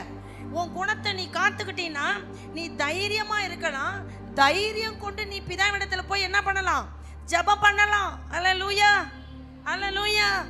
நாம் ஏன் தைரியத்தை இழந்து நிக்கிறோம்னா நம்ம மனசாட்சி நம்மளை என்ன பண்ணுது? குற்றப்படுத்துது. மனசாட்சி என்ன பண்ணுது? குற்றப்படுத்துது. இந்த குற்ற மனசாட்சியினாலதான் நம்ம யார்கிட்ட போக மாட்டேங்கிறோம்? இயேசு கிட்ட போக மாட்டேங்கிறோம். ஜெபம் பண்ணுடா, பைபிள் படுறா, படிக்கிறேன். ஏன்? அவனுக்கு தெரியும் பைபிளை திறந்தா இந்த பைபிளை நம்மளை இயேசு என்ன பண்ணுவாரு? திட்டுவாருன்னு என்ன பண்ணும் தெரியும். இயேசு கிட்ட போய் நிக்கிறதுக்கு என்ன இல்லை? தைரியம் இல்லை, தைரியம் இல்லை. நம்ம ஜெபிச்சா கேட்க மாட்டாரு, தெரியும், நல்லாவே நமக்கு தெரியும். நம்ம ஜெபம் பண்ணா யாரும் கேட்க மாட்டா, இயேசு கேட்க மாட்டார், நல்லா தெரியும். ஏன் தெரியுமா? நாம் குணத்தை என்ன பண்ணல? காத்துக்கொள்ளல. ஹல்லேலூயா, ஹல்லேலூயா. குணத்தை காத்து கொள்ளாததனால தான் நாம சாட்சியா வாழ முடியல. இந்த குணத்தை காத்து கொள்வதற்கு தான் பரிசுத்த ஆவியானவரை ஆண்டவராகிய இயேசு என்ன பண்ணாரு? வாக்களித்தார். அதைத்தான் அப்போஸ்தலர் 1:8 வாசிக்கிறோம். நீங்கள் பரிசுத்த ஆவி உங்களிடத்தில் வரும் பொழுது நீங்கள் பலனடைந்து, நீங்க விழுந்து விழுந்து எந்திரிக்கிற இந்த குணத்தை அப்பப்ப விட்டுட்டு ஓடுறமே, இந்த குணத்தை நீ கட்டியா பிடிச்சு நிக்கிறதுக்கு உனக்கு உதவி செய்கிறவர் தான் யாரு? பரிசுத்த ஆவியானவர். ஹல்லேலூயா. புதுசாவா சொல்லித் தராரு பரிசுத்த ஆவியானவர், பழசாதான் திரும்ப திரும்ப சொல்லித்தரார். ஹல்லேலூயா. இந்த சர்ச்சை ஆரம்பிச்சதுல இருந்து குணத்தை குறித்து தான் என்ன பண்ணியிருக்கிறோம்? பிரசங்கம் பண்ணியிருக்கிறோம். இன்னைக்கு குணத்தை குறித்து தான் என்ன பண்றோம்? பிரசங்கம் பண்ணுகிறோம். ஹல்லேலூயா. வெளியில இத்தனை பிரசங்கம் புறஜாதிகளுக்கு சொல்லியிருந்தா ரட்சிக்கப்பட்டு சபைக்குள்ள வந்திருப்போம். நம்ம இன்னும் இந்த திருச்சபைக்குள்ள பிரசங்கம் பண்றோம். இன்னும் வேண்டிய மாற்றம் சபைக்குள்ள மக்களுக்குள்ள என்ன பண்ண மாட்டேங்குது? வர மாட்டேங்குது. ஏன்? மாம்ச எண்ணங்களுக்கு சிறைப்படுத்திக் கொள்கிறோம். விடுவிக்க முடியல. ஏன் நம்முடைய மாம்சம் சிறையாகுது? நல்ல போராயுதம் இல்லை. ஏன் நல்ல போராயுதம் நமக்குள்ள இல்லை? அதை தரித்து கொள்ள வேண்டும் என்ற வாஞ்சை விருப்பம் உனக்கு இல்லை. குணம் காத்துக்கொள்ளணும். எத்தனை பேர் 100 முறை சொல்லியிருப்போமா சபைக்குள்ள? தூங்காதீங்க தூங்காதீங்கன்னு ஒரு 100 முறை சொல்லியிருப்போமா? 200 முறை கூட சொல்லியிருப்போம். ஆனா இன்னும் என்னதான் பண்ணிட்டு இருக்கிறோம்? தூங்கிக்கிட்டு தான் இருக்கிறோம். எந்த குணத்தை நீங்கள் மாற்றிக்கொள்வீர்கள்? நீங்களே தூங்கிட்டு உட்கார்ந்து இருக்கிறத போச்சு. உங்களுக்கு என்ன குணம் தெரியும்? ஒரு குணமும் தெரியாது. அதனாலதான் வெளியே போனோடனே சண்டை போடுறோம், வெளியே போய் கடன் வாங்குறோம், வெளியே போய் என்ன பண்றோம், இச்சை அடக்கம் இல்லாம தெரியுறோம், வெளியே போய் செல்போன் அடிமையா இருக்கிறோம், வெளியே போய் என்ன பண்றோம், உபச்சார பாவம் செய்யறோம், வெளியே போய் திருடுகிறோம். ஏன்? குணத்தை மாற்றிக்கொள்ளும்படி நாம் நம்ம என்ன பண்றது இல்ல, அர்ப்பணிக்காததுனால தான் பிசாசு நம்ம சாட்சியை கெடுத்து நம்மளை நிர்வாணப்படுத்தி ஆவானா எனக்கு தெரியாதா அப்படின்னு சொல்ற அளவுக்கு நம்ம வாழ்க்கை என்ன பண்ணுச்சு, தரம் கெட்டதா மாறிடுச்சு. ஏன் நம்ம தரம் கெட்டு போனோம்? ஏன் போனோம்? குணத்தை என்ன பண்ணல, காத்துக்கொள்ளல. விசுவாசத்தை காத்துக்கொள்ளணும், அன்பை காத்துக்கொள்ளணும், நிச்சயடக்கத்தை காத்துக்கொள்ளணும், தயவை காத்துக்கொள்ளணும், இரக்கத்தை என்ன பண்ணும், காத்துக்கொள்ளணும், சாந்தத்தை காத்துக்கொள்ளணும், கீழ்ப்படிதலை காத்துக்கொள்ளணும். காத்துக்கொள்ள காத்துக்கொள்ள காத்துக்கொள்ள காத்துக்கொள்ள காத்துக்கொள்ளதான் நம்ம என்னவா மாறுவோம், சாட்சிகளாய் மாறும். நம்ம காத்துக்கொள்றது இல்ல, அதை குறித்து ஒரு பெருசா நினைக்கிறதே இல்லை. 100 பவுன் உங்க வீட்டுல இருக்குதுன்னா எடுத்துட்டு வந்து ரோட்ல போட்டு நான் பத்திரமா வச்சிருக்கேன் அப்படின்னு சொல்லுவீங்களா நீங்க? 100 பவுன் உங்க வீட்டுல இருக்குமா? வீட்டுக்கு வெளியே இருக்குது பாரு, கரெக்ட் பாக்ஸ், அது என்னது, மீட்டர் பாக்ஸ், அதுல போட்டுட்டு வருவீங்களா? 100 பவுன் நகைய எங்க வச்சுட்டு வருவீங்க? 100 பவுன் நகையை மட்டும் பத்திரமா பீரோல வச்சு லாக் பண்ண தெரியுது. அதை விட சிறப்பானது தான் தேவன் நமக்கு கொடுத்திருக்கிற நல்ல குணங்கள். அல்லேலூயா. அதை மட்டும் ரோட்ல வீசிடுது, தெருவில் வீசிடுது. குணத்தை என்ன பண்ணணும்? சத்தமா சொல்லுங்க, குணத்தை என்ன பண்ணணும்? உங்க குணத்தை நீங்க என்ன பண்ணணும்? காத்துக்கொள்ளணும். அல்லேலூயா. இப்படி காத்து கொள்ளாததுனாலதான் நம்முடைய சாட்சிகள் என்ன ஆயிடுச்சு, வீணா போச்சு. நம்ம சாட்சியா வாழாததுனாலதான் நம்ம சாட்சியை வேற ஒருத்தர் என்ன பண்றோம், தப்பா சொல்றோம். அல்லேலூயா அல்லேலூயா. ஏன் நம்மளை வெளியில ஒருத்தர் தப்பா சொல்றாங்கன்னா, நாம என்ன பண்ணல, குணத்தை காத்துக்கொள்ளல. ஆனா நீ காத்துக்கோ, நீ கிறிஸ்தவன், என் பேரை சொல்லிட்டீல, ஜீசஸ் அதான் சொல்ற, என்னைய சொல்லிட்டீல, நான் இருந்த மாதிரியே நீ என்ன பண்ணு, இருந்துடு. அதான் நல்லது. அதான் கிறிஸ்தவனுக்கு என்னது, அடையாளம். அல்லேலூயா. கிறிஸ்தவங்கன்னு வெளியில நம்ம சொல்லிட்டு தெரியறதுக்காக நமக்கு ஆண்டவர் என்ன பண்ணல, அவருடைய அழைப்பையும் அவருடைய தெரிந்து கொள்ளலையும் நமக்கு கொடுக்கவே இல்லை. அல்லேலூயா அல்லேலூயா. நமக்கு என்ன தேவை தெரியுங்களா? நல்ல குணம். சொல்லுங்க, நல்ல குணம். நல்ல குணம் நமக்கு தேவை.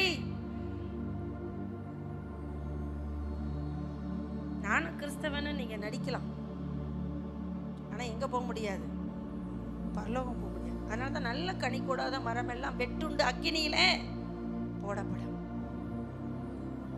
நல்ல குணமாகிய கனி நம்ம மரத்திலேயோ நம்ம கொடியிலையோ இல்லாம போனா நாமளே என்ன பண்றோம், வெட்டிடுறோம்ல. வெட்டிடுறோமா? வெட்டிடுறோம். சமீபத்தில் நாங்கள் கொய்யா மரத்தினுடைய ஒரு பகுதியை வெட்டணும். அப்போ சொன்னேன், அதில் காய் இருக்குது, விட்டுடு, கொஞ்ச நாள் கழிச்சு வெட்டிடலாம். இந்த காயெல்லாம் பறிச்சதுக்கு அப்புறம் நாங்கள் அந்த ஒரு வெட்டி செதுக்கிட்டோம். அடுத்த விபிஎஸ்க்கு இது டிஸ்டர்பாக இருக்கக்கூடாது இந்த கிளைன்னு வெட்டிட்டோம். ஏன்னா அதில் என்ன இல்லை, காய் கனி இல்லை. அல்லேலூயா அல்லேலூயா. நம்மிடத்துல கனிகளை நாம் நிரப்பிக்கொள்ள வேண்டும். நம்மிடத்துல நல்ல குணங்களை நாம் நிரப்பிக்கொள்ள வேண்டும். அப்பொழுதுதான் தேவனால் நாம் என்ன பண்ணுவோம், கணத்துக்குரிய பாத்திரம் என்று சொல்லப்படுவோம். அல்லேலூயா. இந்த நல்ல குணத்தை எல்லாம் நம்ம வளர்த்துக்காம நம்ம நல்ல மரம்னு எப்படி பேர் வாங்குறது? மரம் என்று வேதத்துல மனிதனை தான் தேவன் சொன்னார். அல்லேலூயா அல்லேலூயா. நான் இப்பதான் உங்களுக்கு செய்திக்கே வரேன். ஒரே ஒரு சாட்சியை மட்டும் பார்த்துட்டு நாம் என்ன பண்ணோம், முடிக்க போகிறோம். தேவன் எப்பொழுதுமே நம்முடைய சாட்சிகளை, நம்முடைய வாழ்க்கையின் நல்ல குணங்களை நாம் என்ன பண்ணணும்னா காத்துக்கொள்ளணும். ஹல்லேலூயா. உங்களுக்கு ஒரு வேத பகுதியை நான் உங்களுக்கு சுருக்கமாக சொல்லி சில வசனங்களை மட்டும் உங்களுக்கு நான் விளக்குறேன் பாருங்க. அப்போஸ்தலர் நடவடிக்கைகள் 16ஆம் அதிகாரத்தில் பவுலும் ஷீலாவும் மிகுந்த உபத்திரவத்தின் மத்தியிலே சிறைச்சாலையிலே கர்த்தரை பாடி என்ன பண்ணாங்க, துதித்தார்கள். அவர்கள் பாடி துதித்து தேவனை மகிமைப்படுத்தி அவர்கள் பெற்ற அந்த அந்த சந்தோஷத்தை அந்த ஜெயிலர் கேட்டு அவனும் ரட்சிக்கப்பட்டு அங்கிருந்து உருவான ஒரு பிலிப்பு சபையை குறித்து தான் இன்றைக்கு நாம தியானிக்க போகிறோம். அல்லேலூயா. இந்த பிலிப்பு சபை ஆரம்பிப்பதற்கு காரணமாக இருந்த அப்போஸ்தலனாகிய பவுலும் ஷீலாவுக்கும் என்ன நடந்துச்சு அப்படின்னு சொன்னா அதெல்லாம் அவங்க காத்துக்கிட்டாங்க, நம்ம காத்துக்கிறோமா அப்படிங்கிறதான் இப்போ நமக்கு செய்தி. அல்லேலூயா. அப்ப பாருங்க, அந்த ஊருக்கு அவர் போயிருந்த போது அங்க குறி சொல்லுகிற ஆவியை உடைய ஒரு பெண் எப்பொழுதும் பவுலை புகழ்ந்து பேசி கொண்டிருந்தா. அவள் உண்மையாய் புகழல, பிசாசின் ஏவுதலினால் அப்படி என்ன பண்ணான், பேசினான். அல்லேலூயா. அப்போஸ்தலனாகிய பவுல் அந்த பெண்ணுக்குள்ள இருந்த பிசாசு என்ன பண்ணாரு, இருந்த பிசாசை துரத்திட்டார். அப்ப பவுல் அந்த பிசாசை துரத்தினதினாலே அவள் சொல்லுகிற அந்த குறி சொல்லுதலினால் வந்த ஆதாயம் அந்த முதலாளிக்கு என்ன பண்ணிருச்சு, நின்று போய் விட்டு. இந்த முதலாளிக்கு வந்த லாபம் நின்று போனதினாலே அவங்க எல்லாரும் கோபப்பட்டு எரிச்சல் அடைந்து பவுலையும் ஷீலாவையும் நல்ல செம்மையா அடிச்சாங்க. நம்மளா இருந்தா, இந்த அடியை வாங்கின நம்மளா இருந்தா அந்த அடிச்சவனை பார்த்து என்ன சொல்லியிருப்போம், நல்லா இருடா மகராசா, நீ நல்லா இருப்ப அப்படி சொல்லியிருப்போமா? செம்மையா அடிச்சாங்க அவங்க. வசனம் பாருங்க என்ன பண்ணனாங்க அப்படின்னா 22. அப்பொழுது ஜனங்கள் கூட்டம் கூடி அவர்களுக்கு விரோதமாய் எழும்பினார்கள். அதிகாரிகள் அவர்கள் வஸ்திரங்களை கிழித்து போட, அவர்களை வஸ்திரங்களை கிழித்து போடவும் அவர்களை அடிக்கவும் சொல்லி அவர்களை அநேக அடி அடித்த பின்பு சிறைச்சாலையிலேயே வைத்து, போதும் அநேக அடி, சட்டையை கழட்டிட்டு அடிச்சிருக்கிறாங்க. இந்த பவுலையும் ஷீலாவையும் அநேக அடி அடிச்சதோட விடல, கொண்டு போய் எங்க போட்டாங்க, சிறைச்சாலையின் உள்காவலறையில போட்டாங்க. வெளியே என்ன பண்ண முடியாது, வரவே முடியாது. நீங்களும் நானுமா தான் என்ன பண்ணுவோம், அடிக்க அடி அடிப்போம். பாருங்க வருது பாருங்க, இதான் குணம் இல்ல பாருங்க.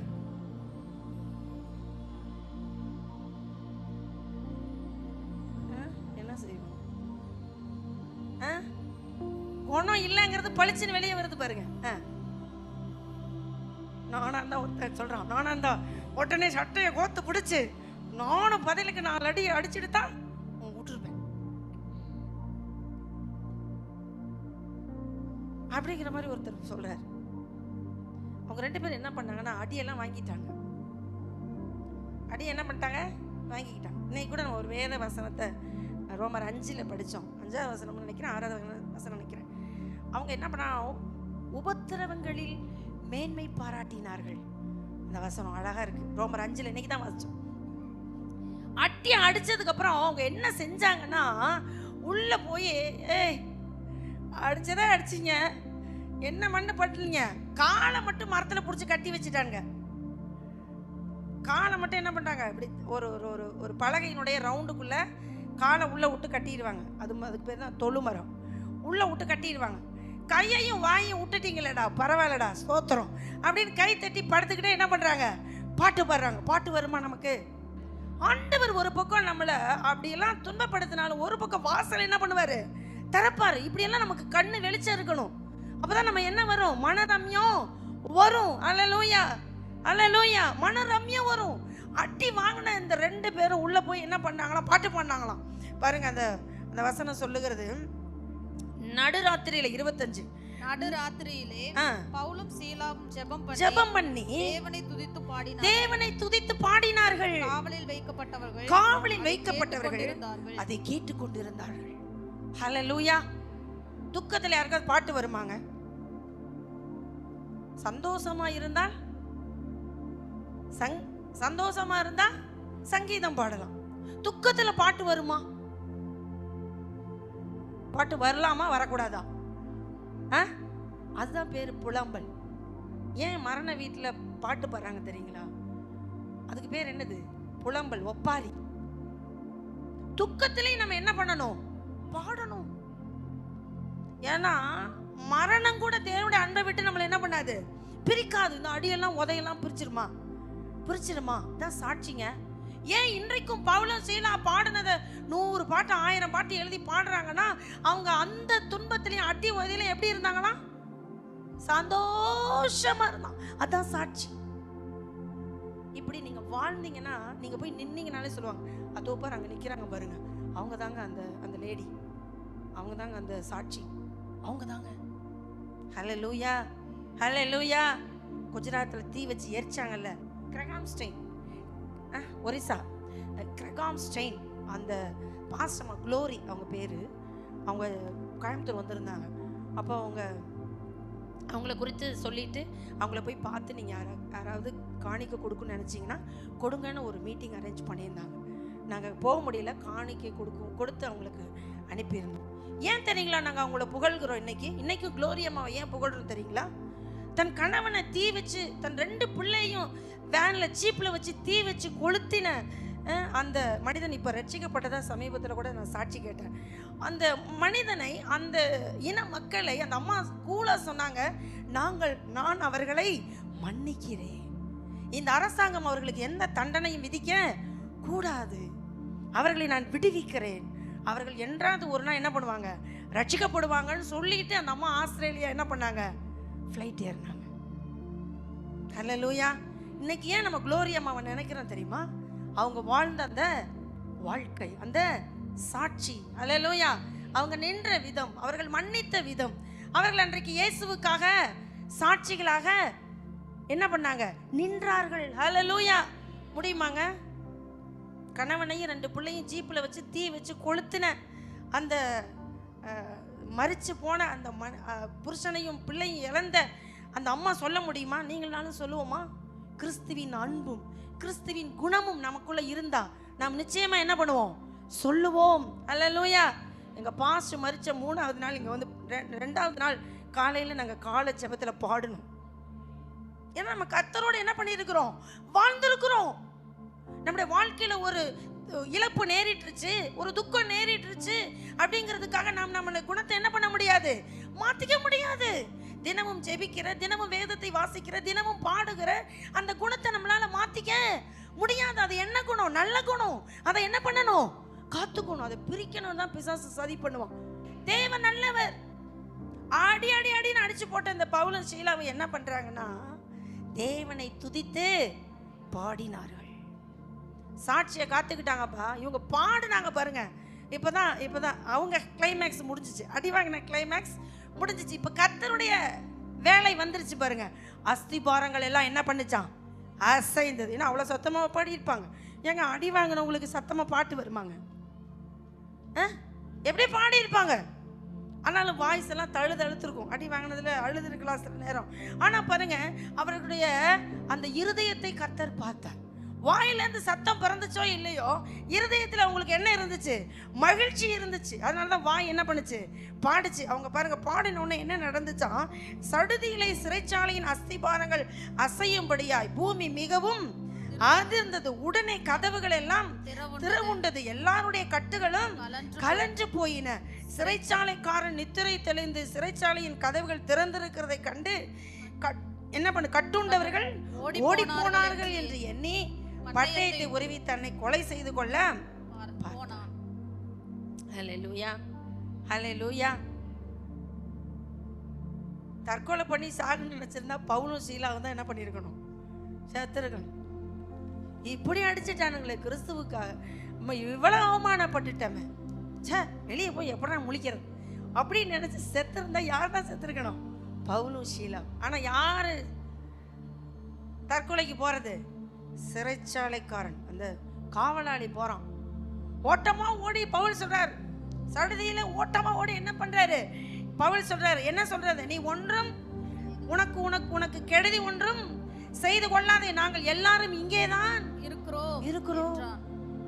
சிறைச்சாலை கதவு திறந்துருச்சு அப்படிங்கிறதுனால நாங்க எல்லாரும் ஓடி போயிட்டோம்னு நினைக்காத. நாங்க அப்படி ஒண்ணும் உன்னை ஏமாத்திட்டு ஓடி போறதுக்கு நாங்கெல்லாம் கோழைகள் அல்ல. அல்லேலூயா, அல்லேலூயா. நம்ம வாழ்க்கையில் ஏதாவது ஒரு பிரச்சனை நடந்துச்சுன்னா கோலை மாதிரி ஓடிடக்கூடாது. இருந்து என்ன பண்ணணும், அதை சாதிக்கணும். ஓடல அவங்க, நாங்களும் இங்கே தான் இருக்கிறோம், உள்ளதான் இருக்கிறோம். அஸ்திபாரம் அசைஞ்சிச்சு, எல்லாம் கட்டடமெல்லாம் உழுந்துச்சு, விளக்கெல்லாம் கீழே உழுந்துச்சு, இருட்டா இருக்குதுன்னு நீ எதுவும் செத்துக்கிட்டு போயிடாது. உனக்கு சுவிசேஷம் சொல்லத்தான் நாங்களே எங்கே பண்ணியிருக்கிறோம், இங்கே வந்திருக்கிறோம். நான் சொல்றதை கேளு. அந்த இயேசுவை என்ன பண்ணு, ஏற்றுக்கொள். அவன் கேட்டான், ஆண்டவர் மாதிரி நான் ரட்சிக்கப்படுவதற்கு என்ன செய்ய வேண்டும்? கர்த்தராகிய இயேசு கிறிஸ்துவை குறித்து பிரசங்கித்தான். அல்லேலூயா. அப்படி அடி வாங்கினவங்க வீட்டில், அந்த சிறைச்சாலைக்காரன் வீட்டில் அன்னைக்கு என்னது, ஞான ஸ்நான ஆராதனை. அல்லேலூயா, அல்லேலூயா. சாட்சிகள். நம்ம இப்படி இதெல்லாம் உபத்திரவத்திலையும் துன்பத்திலையும் கர்த்தருக்காக நின்னா அதுக்கு பேர் தான் என்னது, சாட்சி. பேதுரு சொன்னார் இல்லையா, உங்களுக்கு என்ன இருக்கணும், இச்சை அடக்கம் இருக்கணும், விசுவாசம் இருக்கணும், அப்புறம் என்ன இருக்கணும், தைரியம் இருக்கணும், ஞானம் இருக்கணும், பொறுமை இருக்கணும், தேவபக்தி இருக்கணும், சகோதர சிநேகம் இருக்கணும், அன்பு இருக்குன்னு சொன்னார்ல. அத்தனை குணமும் யாருக்கிட்ட இருந்துச்சு, பவுல் ஷீலாக்குள்ள இருந்துச்சு. அதனால இன்னைக்கும் நம்ம இதை என்ன பண்றோம், பாடலாய் பாடுகிறோம். ஹல்லேலூயா. எத்தனை பாட்டு இருக்குது பவுல் ஷீலா துதிச்சு பாடுது. துதியால அவங்க என்ன பண்ணிட்டாங்க, இந்த சாட்சியை காத்து கொண்டார்கள். ஹல்லேலூயா, ஹல்லேலூயா. அதனால தான் பவுலும் ஷீலாவை குறித்து இன்னைக்கும் நம்ம என்ன பண்றோம், சாட்சி பகருகிறோம். இன்னைக்கும் ஏன் பவுலுடைய பிரசங்கம் அநேகரை தொடுகிறது என்றால், அவர் அவ்வளவு துன்பத்திலும் யாரை உயர்த்தி பிடிச்சார்னா, கர்த்தராகிய இயேசுவை. சொல்லுங்க, கர்த்தராகிய இயேசுவை. அதனால தான் இன்னைக்கும் பவுலையும் ஷீலாவையும் நம்ம என்ன பண்றோம், பாடுகிறோம். ஹல்லேலூயா, ஹல்லேலூயா. இன்றைக்கும் நாமளும் இப்படி சாட்சிகளா இருப்போம்னா நமக்கும் ஒரு என்னவா இருக்கும், சரித்திரம் இருக்கும். ஹல்லேலூயா. அன்னைக்கு வெளியில செய்தி தான் வந்திருக்கும், என்னது, பவுலையும் ஷீலாவையும் பிலிப்பு பட்டணத்துல அடின்னு அடிச்சு சிறைச்சால போட்டாங்கப்பா அப்படின்னு ஹெட்லைன் என்ன பண்ணியிருக்கோம், ஒரு நியூஸ் ஓடி இருக்கும். கொஞ்ச நேரத்திலே ஒரு நியூஸ், அடுத்த நியூஸ் ஓடி இருக்கும். என்னன்னு சொல்லி, அவங்கெல்லாம் பாடுனாங்களாம், சிறைச்சாலையின் அஸ்திபாரங்கள்லாம் அசைந்ததான், அந்த சிறைச்சாலையில் நிறைய பேர் என்ன பண்ணப்பட்டாங்க, ரட்சிக்கப்பட்டாங்களாம். அந்த காவலாளி தான் முதல்ல ரட்சிக்கப்பட்டு அவரை வீட்டுக்கு கூட்டிகிட்டு போய் என்ன பண்ணாரா, விருந்து கொடுத்தாரு. அன்னைக்கு ஞானசானம் நடந்துச்சான்னு அடுத்த ஹெட்லைனில் என்ன பண்ணியிருக்கோம், ஒரு நியூஸு ஓடி இருக்கும். அல்லேலூயா. அடுத்த நாள் காலையில் பாருங்க, எப்படி அடி வாங்கிட்டு கூனி குறி கொண்டு போய் உள்ளே தூக்கி போட்டாங்க. ஆனால் அடுத்த நாள் அவங்க எப்படி வெளியே வந்தாங்க தெரியுங்களா, அவங்களாம் கெஞ்சினாங்க, தயவு செய்து நீங்கள் போங்க அப்படின்னு. அவங்க சொன்னாங்க, நீங்களாம் சொன்னதுனால நாங்கள் என்ன பண்ண மாட்டோம், போக மாட்டோம், அந்த அதிகாரியை சொல்லட்டும், அப்போ தான் நாங்கள் என்ன பண்ணுவோம், போவோம்.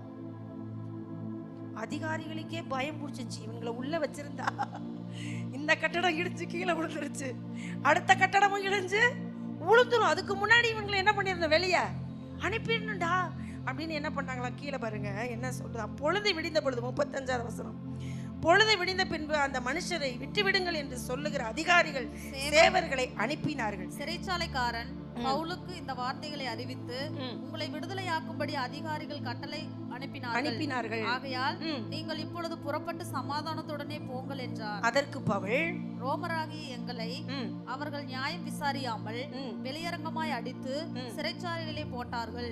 இப்பொழுது ரகசியமாய் எங்களை விடுதலையாக்குவார்களோ? அப்படி அல்ல, அவர்களே எங்களை வெளியே அழைத்து அனுப்பிவிடட்டும் என்றார். ஹல்லேலூயா. அவங்களே அனுப்பிவிடணும். இப்ப பாத்தீங்கன்னா ராஜா மரியாதையா, இப்ப அதிகாரிலாம் ராஜாலாம் இப்ப கூச்ச வைட்டாங்க. அடி வாங்கிட்டு உள்ள போனவங்க சிங்கம் மாதிரி எப்படி வர்றாங்க, வெளியே வர்றாங்க. அடி உதையெல்லாம் அற்புதம் நடந்த உடனே பவுலுக்கும் ஷீலாவுக்கும் அப்படி இப்படி தொடச்சிட்டு என்ன பண்ணிட்டாங்க, எந்திரிச்சு வந்துட்டாங்க. இதான் சாட்சி. அல்லேலூயா, அல்லேலூயா. எந்த துன்பத்தையும் பார்த்து நம்ம என்ன பண்ணிடக்கூடாது, பயந்துடக்கூடாது. தருணத்தை மிஸ் பண்ணாம நீங்க கரெக்டா பயன்படுத்திக்கணும். அப்பதான் நம்ம சாட்சி விளங்கும். அல்லேலூயா. ஆண்டவர் எனக்கு தான் சொல்லி கொடுத்தாரு, பாரு, அழுதுட்டு கூப்பாடு போட்டுட்டு மூளையில் படுத்திருந்தீங்கன்னா சபை வீணாக போயிடும். ஒழுங்காக எந்திரிச்சு துன்பத்தையெல்லாம் தூக்கி தூர வச்சுட்டு சபை நடத்தினா எழுப்புதல்ல உன்னை நான் என்ன பண்ணுவேன், பயன்படுத்துவேன். ஹல்லேலூயா. நடக்குதா நடக்கலையா, நடக்குதா நடக்கலையா, நடக்குது. நான் 100 பேர்த்துக்கு இல்லை, 200 பேர்த்துக்கு இல்லை, லட்சம் பேருக்கு கர்த்தர் என்ன பண்ணியிருக்கிறாரு, என்ன வச்சிருக்கிறாரு. அல்லேலூயா. அதை நோக்கி நம்ம பிரயாணிப்போம். அதை நோக்கி நிச்சயமா நம்மளை கர்த்தர் நடத்தி கொண்டு போவாரு. அல்லேலூயா. இவங்கெல்லாம் சொன்னாங்க, அதிகாரிகள் ரகசியமா வந்து தயவு செய்து வெளியே போயிருங்க அது சொன்னாங்க. நீங்க சும்மா சொன்னா நாங்க என்ன பண்ணிடுவோம், போயிடுவோமா அப்படின்னு. இப்ப ராஜாலாம் தலை வணங்கி நிற்கிறாங்க, அதிகாரிகளாம் தயவு செய்து போறீங்களா அப்படின்னு இப்படி எல்லாம் வணங்கி நிற்க. இவங்க எப்படி வந்தாங்களாம், ஜெயில எப்படி வந்தாங்க, சிங்கம் மாதிரி வெளியே வந்தாங்க. அல்லேலூயா. ஆண்டவருக்கு நம்ம சாட்சியா இருந்துட்டா நம்ம எப்படி இருப்போமா, சிங்கமா. நீதிமான்களோ சிங்கத்தை போல தைரியமாய். அல்லேலூயா. இதாங்க சாட்சி. இப்படி இருக்கதான் கர்த்தர் நம்மளை என்ன பண்ணி இருக்கிறாரு, அழைச்சிருக்கிறார். அல்லேலூயா. நாம செத்தா கூட நம்ம சந்ததி நம்மளை பத்தி என்ன பண்ணணும், சாட்சி சொல்லணும். வாழ்ந்தா அவங்கள மாதிரி வாழணும், அவங்கள மாதிரி இருந்துட்டு சாகணும், அவங்கள மாதிரி என்ன பண்ணணும், பெருமையா வாழ்ந்துட்டு போயிடணும். அல்லேலூயா. அல்லேலூயா. கர்த்தர் நம்மளை ஆசீர்வதிப்பார். ரொம்ப நேரம் நீங்க பொறுமையா இருந்துட்டீங்க. நம்ம எல்லாரும் முழங்கால் படியிடுவோம். கர்த்தர் நம்மளை ஆசீர்வதிப்பாராக. அல்லேலூயா. நன்றி ஆண்டவரே. ஆமா ஆண்டவரே, நாங்கள் நம்ம சோத்தரிக்கிறப்பா, நன்றி செலுத்துகிற ஆண்டவர்.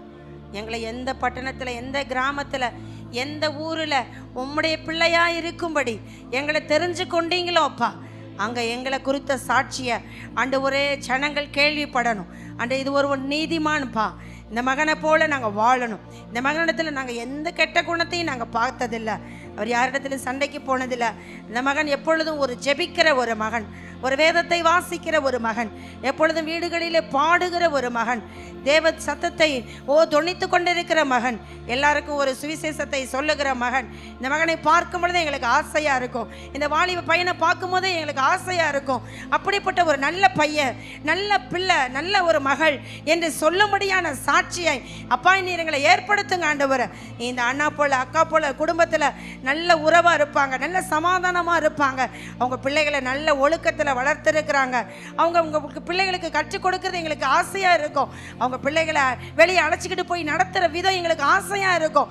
ஒரு சாட்சியை அப்பா எங்கள் பிள்ளைங்க குடும்பத்தில் நீங்கள் ஏற்படுத்துங்க ஆண்டவரே. அப்பா எங்கள் பிள்ளைகளுடைய குணம் மாறணும்னு நிறைய நேரம் நாங்கள் கவலைப்பட்டு இருக்கிறோம். ஆனால் எங்கள் குணத்தை நாங்கள் மாற்றி இருக்கிறோமா?